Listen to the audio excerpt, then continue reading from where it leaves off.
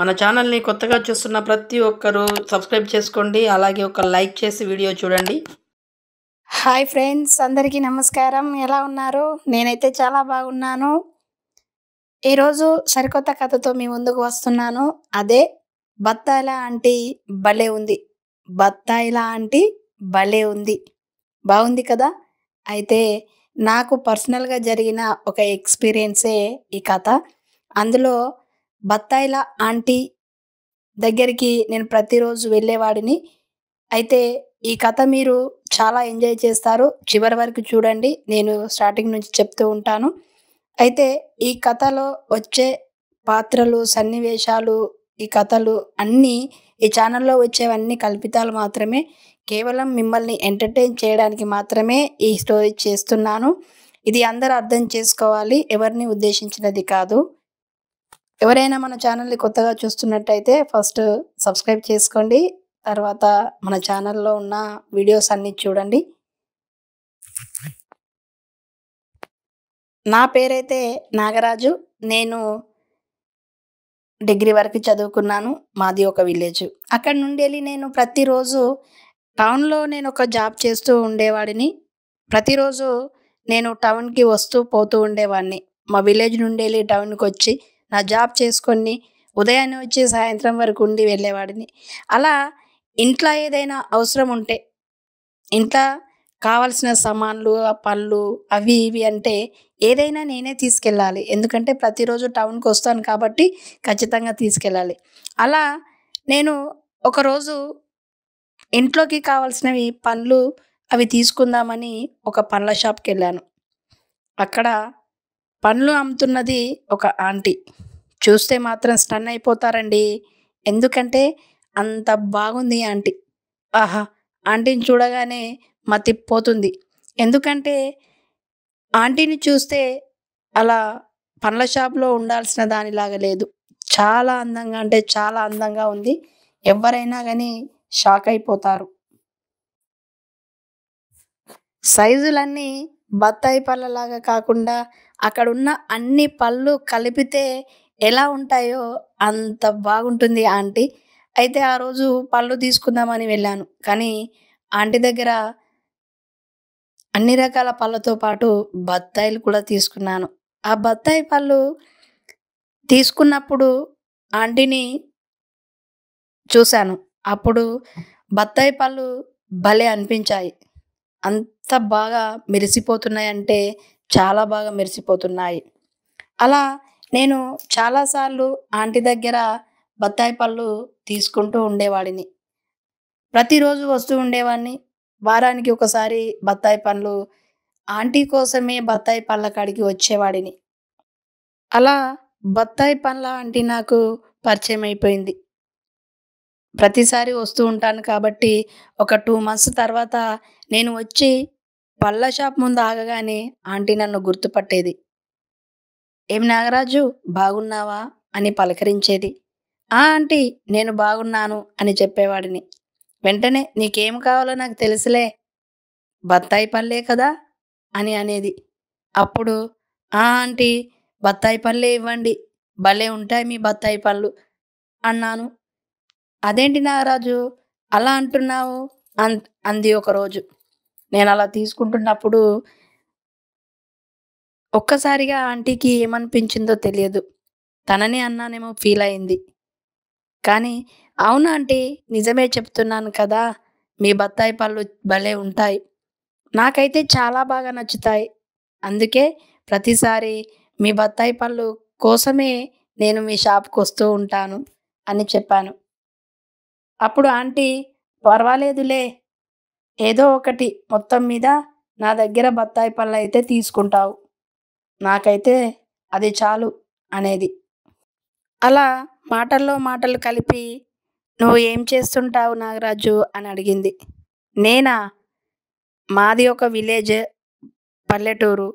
అక్కడ కొంచెం వ్యవసాయం ఉంది. వ్యవసాయ పనులన్నీ ఇంటి దగ్గర అమ్మ, నాన్న చూసుకుంటారు. నాకు రీసెంట్‌గానే మ్యారేజ్ అయింది.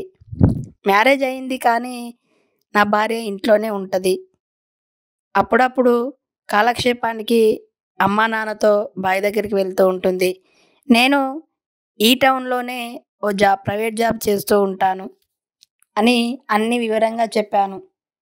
ప్రతిరోజు వస్తూ ఉంటావు కదా నా దగ్గరికి, బత్తాయిలకి రాకపోయినా కానీ నేను నిన్ను చూస్తూ ఉంటాను. నా షాప్ ముందే కదా నువ్వు వెళ్ళాలి.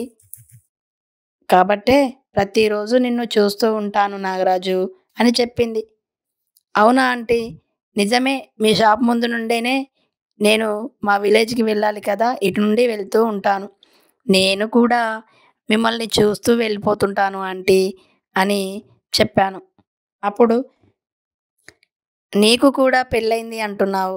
నన్ను ఆంటీ అంటున్నావు. ఇదేమీ బాగాలేదు నాగరాజు అని చెప్పింది. అయ్యో! మరి ఏమనమంటారు అన్నాను. అప్పుడు నాకంటూ ఒక పేరు ఉంటుంది కదా! నీకున్నట్టే నాకు కూడా ఓ పేరుంటుంది. నువ్వలా పిలుస్తుంటే నేను చాలా పెద్దదానిలా అనిపిస్తున్నాను. నేను కూడా చిన్నదానినే కదా! నువ్వు నన్నలా పిలిస్తే నాకెలా ఉంటుంది అని అంది. అయ్యో! ఇంతకీ మీ పేరేంటో చెప్పండి. నేను కూడా మీలాగే పేరు పెట్టి పిలుస్తాను అని చెప్పాను. నాకు కూడా పెళ్ళయింది కానీ నేను పెద్దదానిని కాను. నువ్వేమో నేను ఆంటీ అనుకుంటున్నావు. ఇది చాలా మందికి అలవాటయిపోయిందిలే. ఆంటీ అనడము ఒక ఫ్యాషన్ అయిపోయింది. అందుకే నువ్వు కూడా నన్ను ఆంటీ అని పిలుస్తున్నావు అని అంది. అప్పుడు నా పేరు జ్యోతి. నన్ను జ్యోతి అని పిలువు. ఆంటీ అని పిలిస్తే మళ్ళొకసారి నా షాప్‌లోకి రాకు అంది. అయ్యోయ్యోయ్యో! ఎందుకండి అలా? పిలవనులెండి. చెప్పారు కదా ఇప్పుడు పేరు. నాకు ఇంతకుముందు పేరు తెలియదు. మీరు కూడా చాలా అందంగా ఉన్నారు. పైగా ఆంటీ అని పిలిస్తే ఫీలవుతారులెండి. ఆ మాత్రం ఫీలింగ్స్ ఉండాలి అన్నాను. అవును. ప్రతి ఒక్కరికి ఉంటుంది ఎవరికైనా. ఇప్పుడు నేను నిన్ను నాగరాజు అని కాకుండా అంకుల్ అని పిలిచాననుకో నీకెలా ఉంటుంది? అందుకే నేను కూడా ఆంటీ అని పిలవద్దు అని చెప్తున్నాను అని అంది. ఓకే. ఓకే. మీరు మాత్రం ఆ పని చేయకండి.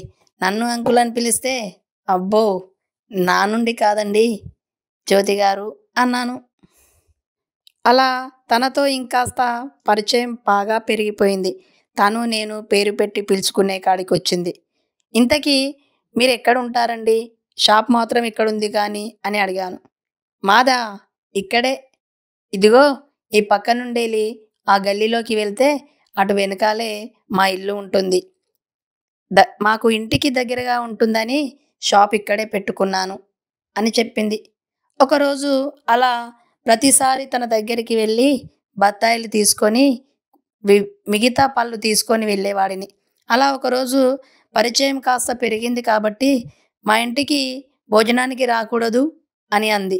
సరే, ఒకరోజు టైం చూసుకొని వస్తానులెండి జ్యోతి గారు అన్నాను. అయితే ముందు రోజు నేను బత్తాయిలు తీసుకుపోయినప్పుడు అక్కడ తను కింద బత్తాయిల ట్రేల నుండి తీసి ఇవ్వడానికి బెండయింది. ఆ బెండయి వంగి ఆ పళ్ళను తీసి ఇస్తూ ఉంది.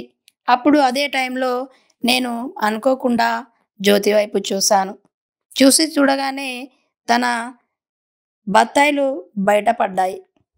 ఆ బత్తాయిలను చూసి ఒక్కసారిగా అవాక్కయ్యాను. ఈ బత్తాయిలు ఎంత తళతళ మెరుస్తున్నాయో జ్యోతి బత్తాయిలు కూడా అంతే తళతళ మెరుస్తున్నాయి అని నేను అట్లే చూస్తూ ఉండిపోయాను.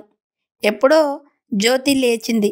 లేచి అక్కడి నుండి నన్ను పిలుస్తుంది నాగరాజు నాగరాజు అంటూ. కానీ నేనింక అక్కడే ఉండిపోయాను. ఆ బత్తాయిలను ఊహించుకుంటూ అలాగే ఉండిపోయాను. అప్పుడు ఒక్కసారిగా గట్టిగా అరిసింది. ఆ తర్వాత బత్తాయిలు తీసి నా చేతిలో పెట్టింది. అయ్యో! కవర్‌లో పెట్టిన బత్తాయిల్ని నాకు చేతికందించింది. మీరింకో ఏదో అనుకోకండి. ఆ రోజే చెప్పింది. ఒకరోజు టైం చూసుకొని రండి అని. ఆ తర్వాత నేను టైం చూసుకొని ఒకరోజు వాళ్ళ ఇంటికి లంచ్‌కి వెళ్ళాలని డిసైడ్ చేసుకున్నాను. ఇంతకీ వాళ్ళ జ్యోతి వాళ్ళ బత్తాయి లాంటి వాళ్ళ భర్త ఏం చేస్తాడు, ఆ రోజు భోజనానికి వెళ్ళినప్పుడు తను ఉన్నాడా లేడా, వెళ్ళినప్పుడు మా మధ్యలో ఏం జరిగిందో తెలుసుకోవాలనుకుంటే దీని తర్వాత రాబోయే పార్ట్ 2 చూడాల్సిందే. ఖచ్చితంగా చూడండి. చాలా అంటే చాలా ఎంజాయ్ చేస్తారు. మీకు గనక పార్ట్ 2 కావాలనుకుంటే కామెంట్ సెక్షన్‌లో పార్ట్ 2 అని మెన్షన్ చేయండి. Thank you. Thank you.